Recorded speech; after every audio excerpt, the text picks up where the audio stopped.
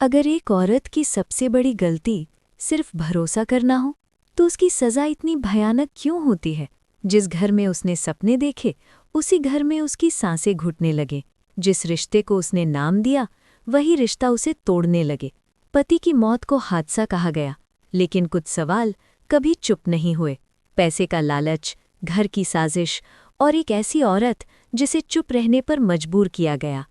ये कहानी है नंदिनी की, जो पहले टूटी, फिर डरी और फिर सच के लिए पूरी दुनिया से लड़ गई। कमरे में हल्की हल्की पीली रोशनी फैली हुई थी, जैसे किसी ने रात को प्यार से सजा दिया हो। दीवारों पर टंगी छोटी छोटी लाइटें धीमे धीमे चमक रही थीं और पूरा कमरा किसी सपने जैसा लग रहा था। चारों तरफ फूलों की खुशबू थी, गुलाब, मोगरा और रजनीगंधा। ऐसी खुशबू जो सीधे दिल में उतर जाए।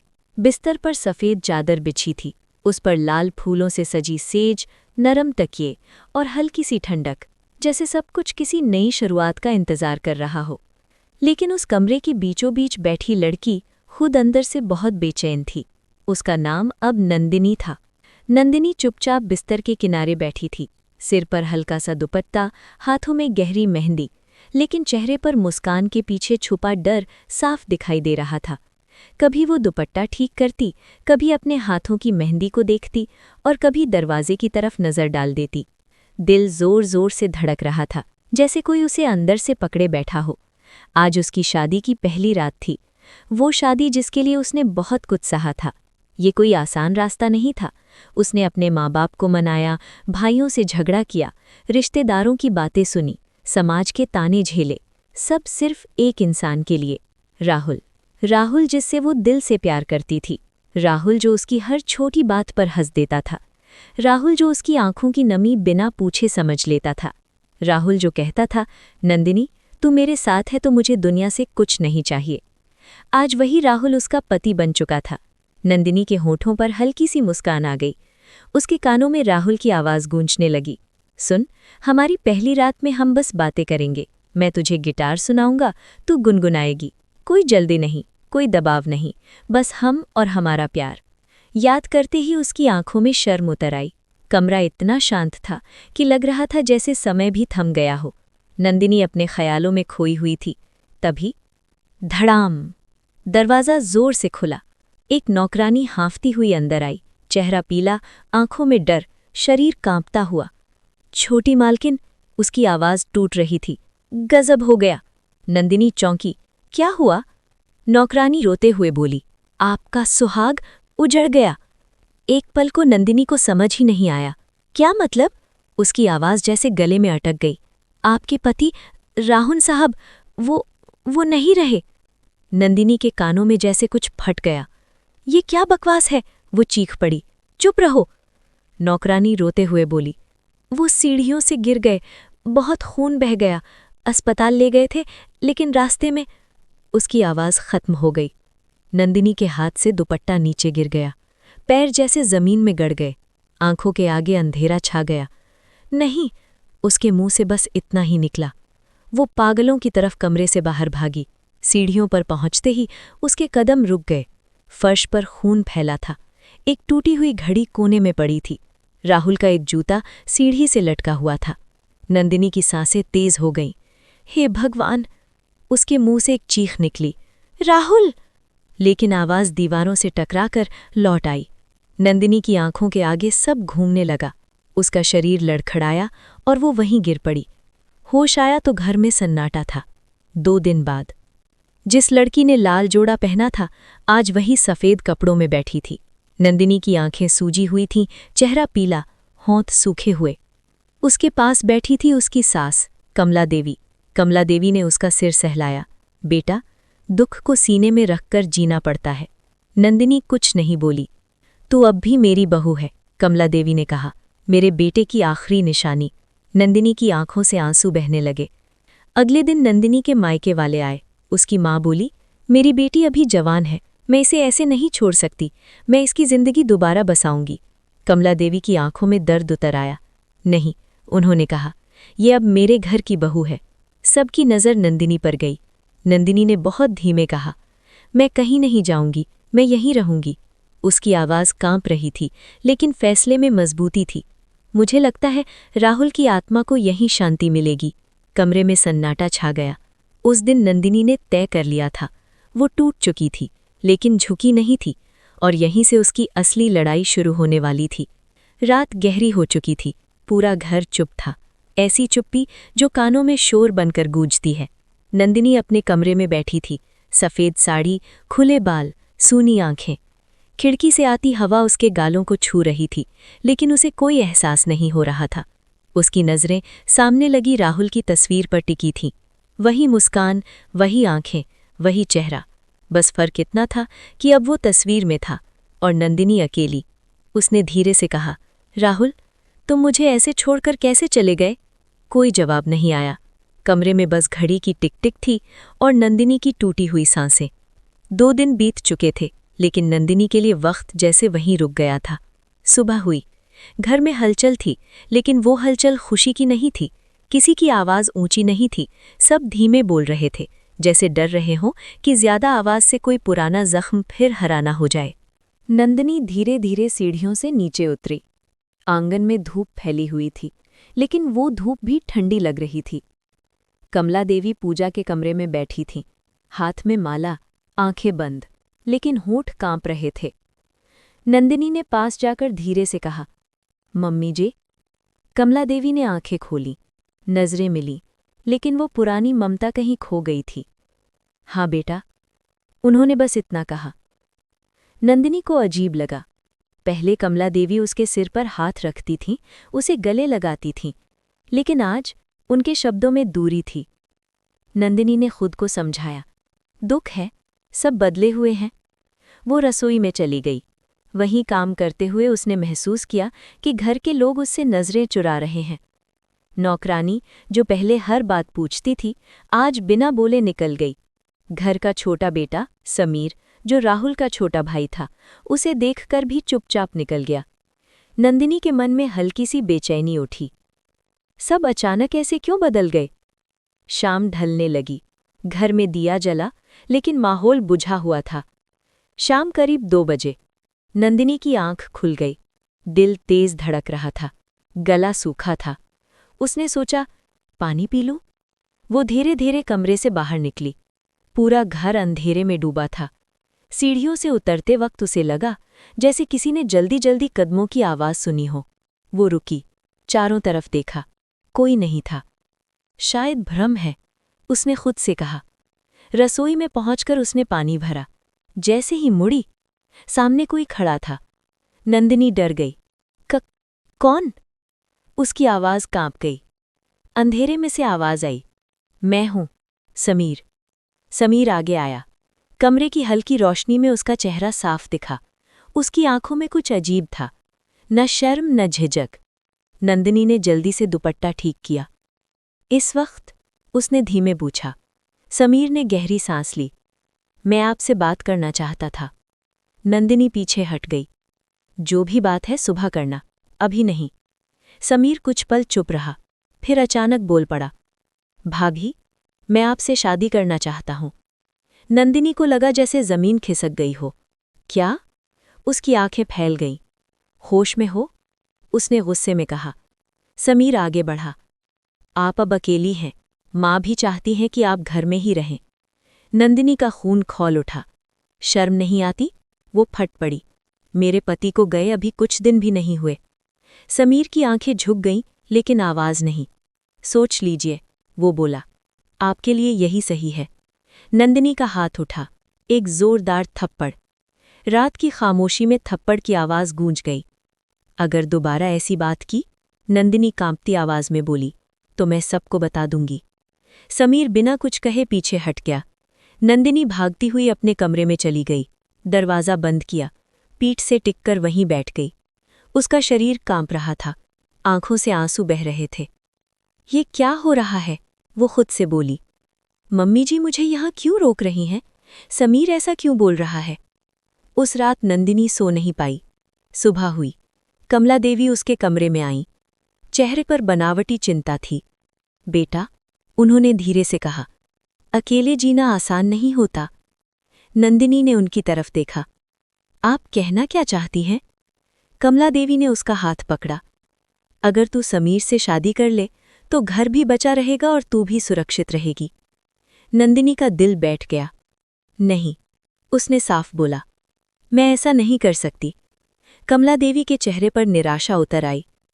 तू नहीं समझ रही, उन्होंने ठंडी आवाज में कहा। नंदिनी चुप हो गई, लेकिन उसके अंदर कुछ टूट चुका था। अब उसे साफ दिखने लगा था, ये घर अब पहले जैसा नहीं रहा, और राहुल की मौत के पीछे कुछ अधूरा सच अब धीरे धीरे सामने आने वाला था। रात बीत चुकी थी, लेकिन नंदिनी के मन में अंधेरा अभी भी गहरा था। सुबह की हल्की रोशनी खिड़की से अंदर आ रही थी, लेकिन उसके लिए हर सुबह अब एक बोझ बन चुकी थी। वो बिस्तर पर बैठी थी, हाथ में राहुल की तस्वीर और आंखों में वो सवाल जिनके जवाब किसी के पास नहीं थे। राहुल, उसने बहुत धीमे कहा, अगर तुम होते तो क्या मुझे ऐसे टूटते देखते? दरवाजे के बाहर हलचल हुई। नंदिनी ने तस्वीर रखी और खुद को संभाल लिया। दरवाज़ा खुला। कमला देवी अंदर आईं। आज उनके चेहरे पर वो अपनापन नहीं था जो पहले हुआ करता था। आज वहां एक अजीब सी कठोरता थी। वो नंदिनी के पास बैठी और बिना उसकी तरफ देखे बोली, बेटा, मैंने सारी रात सोचा। नंदिनी चुप रही। तू समझदार लड़की है, कमला देवी बोली। घर की इज्जत क्या होती है ये तू अच्छे से जानती है। नंदिनी की उंगलियां साड़ी के पल्लू में उलझ गईं। लोग बातें करेंगे, कमला देवी ने कहना जारी रखा। कहेंगे कि बहू जवान है, घर में रह रही है। नंदिनी का दिल तेज धड़कने लगा। तो उसने पहली बार सवाल किया। कमला देवी ने उसकी तरफ देखा। तो यही कि तेरी दूसरी शादी यही घर में हो जाए। नंदिनी सन रह गई। आप फिर वही बात? हाँ, कमला देवी ने बात काट दी। और अब ये मेरी विनती नहीं, मेरी इच्छा है। नंदिनी खड़ी हो गई। मैं राहुल की पत्नी हूं। उसकी आवाज कांप रही थी। मैं किसी और के बारे में सोच भी नहीं सकती। कमला देवी की आंखों में आंसू आ गए, लेकिन वो आंसू ममता के नहीं थे, उनमें डर था। अगर तू नहीं मानी तो ये घर टूट जाएगा। नंदिनी को समझ नहीं आया कि घर टूटने से उनका क्या मतलब था। दोपहर तक घर में अजीब सी बेचैनी थी। नंदिनी को महसूस हो रहा था कि हर कोई उसे देख रहा है, जैसे वो कोई बोझ हो। शाम को समीर उसके कमरे में आया। इस बार दरवाज़ा खुला था। माँ ने बात की? नंदिनी ने नजरें नहीं उठाईं। मैंने मना कर दिया।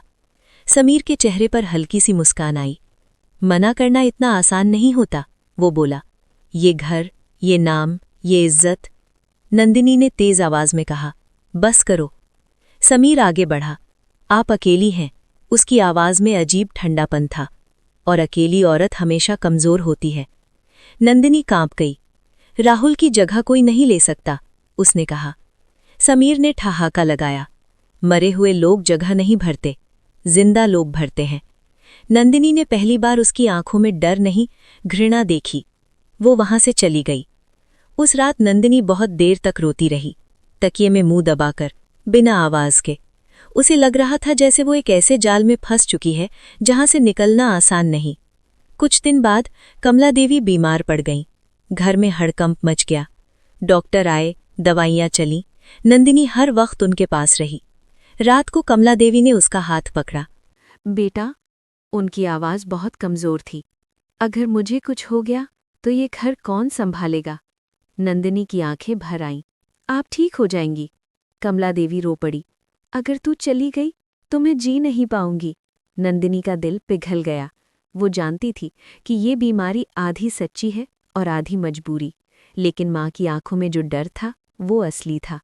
अगले दिन समीर ने कहा, अगर तुम हाँ कह दो तो माँ की हालत ठीक हो जाएगी। नंदिनी की सांस रुक गई। ये साफ था, भावनाओं से खेला जा रहा था। उस रात नंदिनी छत पर बैठी रही। आसमान देखा, तारे टूटे हुए लग रहे थे। उसने खुद से पूछा, क्या मैं गलत हूं अगर मैं अपनी जिंदगी बचाना चाहती हूं? राहुल की आवाज़ जैसे उसके कानों में गूंजी। नंदिनी, तू कभी किसी के दबाव में मत झुकना। उसकी आंखों से आंसू गिर पड़े, लेकिन सुबह तक उसका फैसला बदल चुका था। नंदिनी ने समीर को बुलाया। कमरे में सन्नाटा था। अगर मैं शादी के लिए हाँ कहूं, नंदिनी बोली, तो मेरी कुछ शर्तें होंगी। समीर चौंक गया। शर्तें? नंदिनी की आवाज़ शांत थी लेकिन मजबूत। पहली, मैं तुम्हें कभी पति का हक नहीं दूंगी। समीर का चेहरा उतरा। दूसरी, मैं अपनी मर्जी से जीऊंगी। तीसरी, मैं राहुल को कभी भूलूंगी नहीं। कमरा खामोश हो गया। कुछ पल बाद समीर बोला, मंजूर है। नंदिनी की आंखें भर आईं। वो जानती थी ये रिश्ता सिर्फ नाम का होगा, दिल का नहीं। और इसी फैसले के साथ उसकी जिंदगी एक नए दर्द में कदम रख चुकी थी। शादी बहुत सादगी से हुई, न कोई ढोल, न कोई शोर, न कोई हंसी, बस घर के कुछ लोग, मंदिर की घंटी और एक ऐसा रिश्ता जिसमें नाम तो था पर जान नहीं थी। नंदिनी ने सफ़ेद साड़ी पहनी थी, माथे पर हल्का सा सिंदूर, लेकिन आंखों में खुशी नहीं थी। उसने अग्नि के फेरे लिए, लेकिन हर फेरे के साथ उसका दिल और भारी होता चला गया। समीर उसके सामने बैठा था, चेहरे पर शांति का मुखौटा, लेकिन आंखों में अजीब सी चमक, जैसे उसने कुछ जीत लिया हो। कमला देवी की आंखों में आंसू थे, लेकिन वो आंसू सुकून के थे। घर बच गया, उन्होंने मन ही मन सोचा। शादी के बाद नंदिनी उसी कमरे में लौटी जहां कभी राहुल के साथ नई जिंदगी के सपने देखे थे। अब वही कमरा उसे काटने दौड़ रहा था। बिस्तर अलग थे, एक कोने में नंदिनी, दूसरे कोने में खामोशी। समीर ज्यादातर स्टडी रूम में रहता था। घर में सब कुछ सामान्य दिखता था, लेकिन अंदर से सब खोखला था। दिन बीतते गए, नंदिनी की दिनचर्या बस जिम्मेदारी बनकर रह गई। सुबह उठना, कमला देवी की दवाइयाँ, घर का हिसाब, नौकरों की बात, हंसना जैसे वो भूल ही गई थी। समीर का व्यवहार धीरे धीरे बदलने लगा। पहले वो शांत रहता, अब उसकी नज़रों में अधिकार दिखने लगा। एक दिन उसने कहा, अब लोग क्या कहेंगे, पति पत्नी एक कमरे में नहीं रहते? नंदिनी ने शांत होकर कहा, हमारी शर्तें लाद है ना?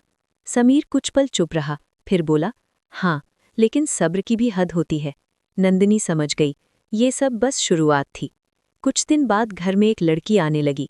नाम था पूजा।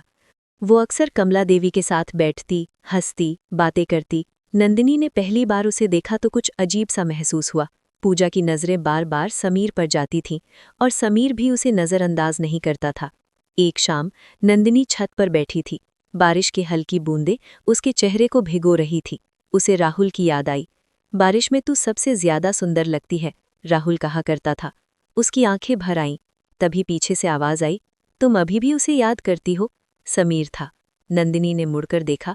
हाँ, उसने बिना डर कहा, और करती रहूंगी। समीर का चेहरा सख्त हो गया। ज्यादा दिन नहीं, उसने ठंडे लहजे में कहा। नंदिनी चौंकी। क्या मतलब? समीर ने मुस्कुराकर कहा, कुछ बातें वक्त के साथ बदल जाती हैं। उस रात नंदिनी सो नहीं पाई। उसके मन में एक डर बैठ गया था। कुछ दिन बाद कमला देवी ने कहा, पूजा बहुत अच्छी लड़की है। नंदिनी ने कुछ नहीं कहा। वो समीर का ख्याल रखती है, कमला देवी बोली। नंदिनी ने सिर झुका लिया। उस शाम नंदिनी ने गलती से स्टडी रूम के बाहर एक बातचीत सुन ली। माँ, अब ये ज्यादा दिन नहीं चलेगा, समीर की आवाज थी। धीरे बोल, कमला देवी बोली। नंदिनी अब बोझ बन चुकी है। लोगों को दिखाने के लिए हमने शादी कर ली, अब असली जिंदगी शुरू होगी। नंदिनी के पैरों तले जमीन खिसक गई। और पूजा क्या? कमला देवी ने पूछा। वही मेरी असली पत्नी बनेगी, समीर बोला। नंदिनी सांस रोककर खड़ी थी। उसका दिल जोर जोर से धड़क रहा था। तो ये था सच, उसे बस एक ढाल की तरह इस्तेमाल किया गया था। उस रात नंदिनी बहुत देर तक आईने के सामने बैठी रही, खुद को देखती रही। मैं कब इतनी कमजोर हो गई? उसने खुद से पूछा। लेकिन अगले ही पल उसकी आंखों में एक अलग सी चमक आई। नहीं, उसने मन ही मन कहा, अब नहीं। अगली सुबह उसने पहली बार डर के बजाय गुस्से को चुना। उसने अपनी डायरी निकाली, जिसमें उसने राहुल की मौत से लेकर अब तक की हर छोटी बड़ी बात लिखी थी। हर शक, हर बात, हर अजीब हरकत। और तभी उसकी नज़र एक पुरानी बात पर पड़ी। राहुल ने मरने से पहले कहा था, समीर का व्यवहार मुझे ठीक नहीं लग रहा। नंदिनी का दिल तेज धड़कने लगा। क्या राहुल की मौत सिर्फ हादसा नहीं थी? क्या इस घर में कुछ बहुत बड़ा छिपा था? नंदिनी खिड़की के पास खड़ी हुई। बाहर धूप थी, लेकिन उसके अंदर तूफान उठ चुका था। अब वो सिर्फ सहने वाली नहीं थी, अब वो सच जानना चाहती थी, चाहे उसकी कीमत कुछ भी हो। नंदिनी ने उस सुबह आईने में खुद को देखा। चेहरे पर वही शांति, लेकिन आंखों में अब डर नहीं था। अब वहां सवाल थे, और जवाब पाने की जिद। उसने साड़ी का पल्लू ठीक किया, बालों को बांधा, और खुद से कहा, अगर मुझे यहाँ रहना है तो अब आंखें बंद करके नहीं। घर में सब कुछ पहले जैसा ही लग रहा था। कमला देवी पूजा कर रही थी। समीर फोन पर किसी से धीमी आवाज में बात कर रहा था। पूजा रसोई में हंसते हुए चाय बना रही थी। सब कुछ सामान्य, लेकिन नंदिनी जानती थी यही सबसे बड़ा झूठ था। उसने चाय का कप उठाया और ड्राइंग रूम में बैठ गई। थोड़ी देर बाद समीर सामने आकर बैठा। आज बाहर जा रही हो? उसने ऐसे पूछा जैसे कोई हक हो। नंदिनी ने सिर हिलाया। हाँ, बैंक। समीर ने ध्यान से देखा, लेकिन कुछ बोला नहीं। नंदिनी समझ गई, अब हर कदम पर नजर रखी जाएगी। बैंक पहुंचकर उसका दिल तेज धड़क रहा था। यही वो जगह थी जहां राहुल आखिरी बार आया था, उसी दिन जब उसकी मौत हुई थी। नंदिनी ने काउंटर पर जाकर कहा, मुझे अपने पति राहुल वर्मा के अकाउंट की जानकारी चाहिए। क्लर्क ने फाइल देखी, फिर बोला, मैडम, इस अकाउंट से मौत से 1 हफ्ता पहले 50 लाख रुपए ट्रांसफर हुए थे। नंदिनी के हाथ कांप गए। किसके अकाउंट में? उसने पूछा। क्लर्क ने नाम देखा, समीर वर्मा। नंदिनी की सांस रुक गई। तो शक गलत नहीं था। उसने धीरे से पूछा, कारण? क्लर्क ने कंधे उचका दिए। पर्सनल ट्रांजैक्शन लिखा है। नंदिनी बाहर आकर सीधे पास के मंदिर में बैठ गई। उसका सिर घूम रहा था। राहुल बिना वजह इतनी बड़ी रकम कभी नहीं देता, और वो भी समीर को। उसने फोन निकाला और राहुल के पुराने नंबर में मैसेज टाइप किया, अगर तुम कहीं हो तो मुझे ताकत देना। मैसेज भेजा नहीं गया, नंबर बंद था। शाम तक नंदिनी घर लौटी। पूजा ने सवाल किया, इतनी देर क्यों हो गई? नंदिनी मुस्कुराई, काम था। समीर ने उसकी तरफ देखा, जैसे कुछ पढ़ने की कोशिश कर रहा हो। रात को नंदिनी अपने कमरे में बैठी रही। उसने डायरी निकाली। लिखा, राहुल की मौत से पहले 50 लाख रुपए समीर के अकाउंट में गए।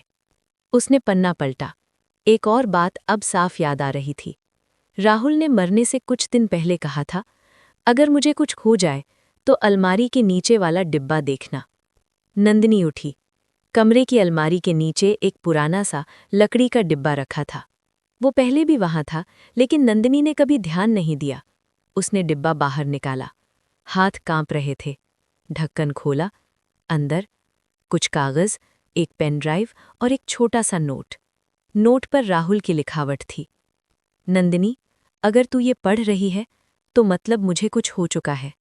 समीर पर भरोसा मत करना, और किसी पर भी नहीं। नंदिनी फूट फूट कर रो पड़ी। उसने पेन ड्राइव उठाई, लेकिन तभी दरवाजे पर दस्तक हुई।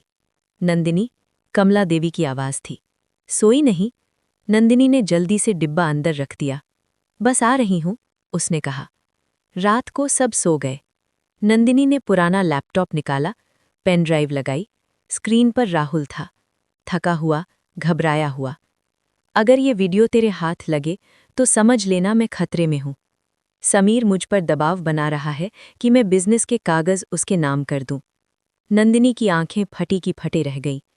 मैंने मना कर दिया, राहुल बोला, लेकिन डर लग रहा है।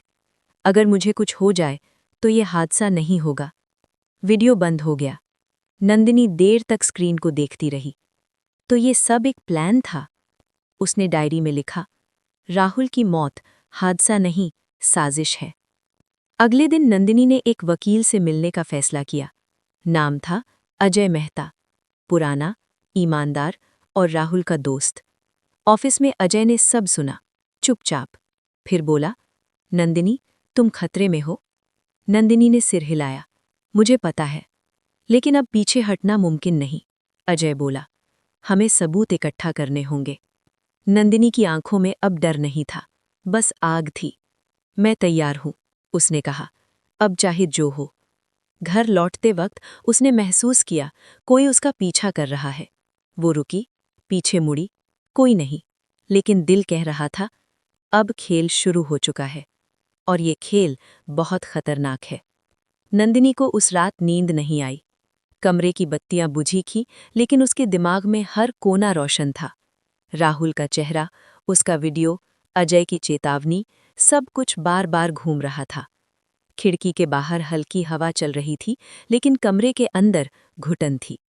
नंदिनी ने धीरे से डायरी उठाई और तकिए के नीचे रख ली। अब उसे समझ आ चुका था, ये घर सिर्फ घर नहीं, एक जाल था।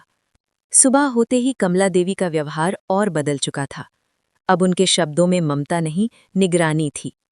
आजकल तू बहुत बाहर रहने लगी है, उन्होंने चाय रखते हुए कहा। नंदिनी मुस्कुरा दिया। काम बढ़ गया है माँ जी। कमला देवी ने उसकी आंखों में देखा। और काम औरतों को शोभा देता है या घर? उन्होंने तंज कसा। नंदिनी ने कुछ नहीं कहा। समीर अखबार पढ़ रहा था, लेकिन उसकी नजरें अखबार पर नहीं, नंदिनी पर थीं। आज कहाँ जाने का इरादा है? उसने पूछा। मंदिर, नंदिनी ने शांति से कहा। समीर ने सिर हिलाया। मैं छोड़ देता हूं। नंदिनी समझ गई, अब हर कदम पर नजर रखी जाएगी। उस दिन वो कहीं नहीं गई। शाम को जब घर थोड़ा शांत हुआ, वो स्टोर रूम में गई। राहुल के पुराने कागज, फाइलें, बिल सब वहीं थे। उसने एक एक फाइल खोलकर देखनी शुरू की। अचानक पीछे से आवाज आई। क्या ढूंढ रही हो? नंदिनी चौंक गई। समीर सामने खड़ा था। बस पुराने कागज, उसने खुद को संभालते हुए कहा। समीर मुस्कुराया, लेकिन वो मुस्कान डरावनी थी। कुछ चीजें पुरानी ही रहने दो, उसने कहा। नंदिनी ने उसकी आंखों में देखा। अब कोई शक नहीं था। रात को नंदिनी ने अजय को फोन किया। वो लोग मुझ पर नजर रख रहे हैं, उसने कहा। अजय की आवाज गंभीर थी। तुम्हें अब बहुत संभल कर रहना होगा। मुझे डर नहीं लग रहा, मुझे गुस्सा आ रहा है। गुस्सा ठीक है, लेकिन अकेले मत पड़ना। अगले दिन घर में अचानक बिजली चली गई। पूरा घर अंधेरे में डूब गया। कमला देवी बोली, इन्वर्टर भी काम नहीं कर रहा। नंदिनी का दिल तेज धड़कने लगा। कुछ ठीक नहीं था। वो अपने कमरे की तरफ बढ़ी। सीढ़ियों पर किसी ने पीछे से उसे जोर से धक्का दिया। नंदिनी चीख भी नहीं पाई। सीढ़ियों से नीचे गिरते गिरते उसने रेलिंग पकड़ ली। हाथ छिल गया, सिर दीवार से टकराया। सब कुछ घूमने लगा। बचाओ, उसके मुंह से आवाज निकली। लाइट अचानक आ गई। कमला देवी और पूजा सीढ़ियों पर दौड़ती आईं। अरे, कैसे गिर गई? कमला देवी ने कहा। समीर भी आया। उसके चेहरे पर चिंता नहीं थी, बस हैरानी का नाटक। ध्यान से चलना चाहिए था, वो बोला। नंदिनी ने किसी को नहीं देखा, लेकिन वो जानती थी, ये हादसा नहीं था। रात को उसका हाथ सूज गया था। कमला देवी ने मरहम लगाते हुए कहा, अब आराम करो। नंदिनी ने आंखें बंद कर लीं, लेकिन दिमाग खुला था। कुछ दिन बाद अजय का फोन आया। बैंक से कुछ और जानकारी मिली है, अजय ने कहा। राहुल के नाम एक प्रॉपर्टी थी जिसके कागज अब गायब हैं। नंदिनी का दिल बैठ गया। घर में थे, स्टोर रूम में। तो समझ लो, सबूत मिटाए जा रहे हैं। उसी रात नंदिनी के कमरे में आग की गंध आई। वो उठकर भागी। स्टोर रूम से धुआं निकल रहा था। आग, आग, उसने चिल्लाया। सब लोग दौड़े। आग छोटी थी, लेकिन काफी फाइलें जल चुकी थीं। समीर बोला, शॉर्ट सर्किट होगा। नंदिनी ने जली हुई फाइल उठाई। राहुल का नाम।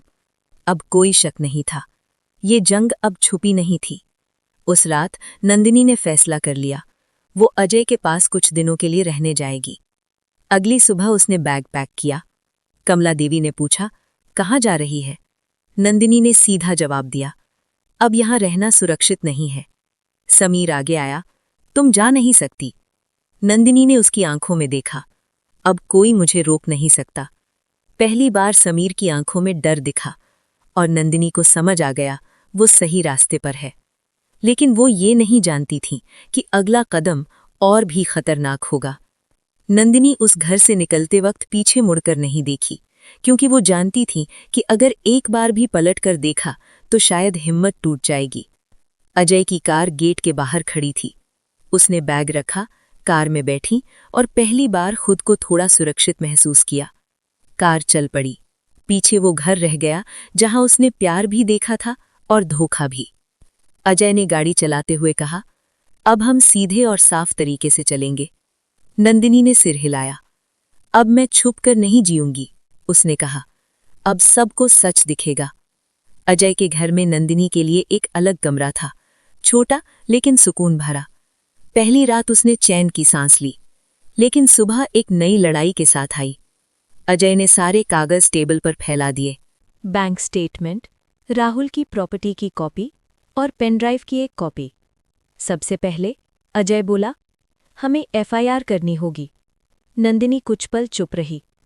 अगर मैं पुलिस गई, उसने कहा, तो वो लोग और खतरनाक हो जाएंगे। अजय ने उसकी आंखों में देखा। अगर तुम नहीं गई तो वो और मजबूत हो जाएंगे। नंदिनी ने गहरी सांस ली। चलो, उसने कहा, अब डरने का वक्त नहीं। थाने में शोर था, लोग, फाइलें, आवाजें। नंदिनी ने सब कुछ बताया। राहुल की मौत, पैसों का ट्रांसफर, वीडियो, आग, धक्का। इंस्पेक्टर ध्यान से सुन रहा था। कुछ देर बाद उसने कहा, मामला गंभीर है। एफआईआर दर्ज हुई।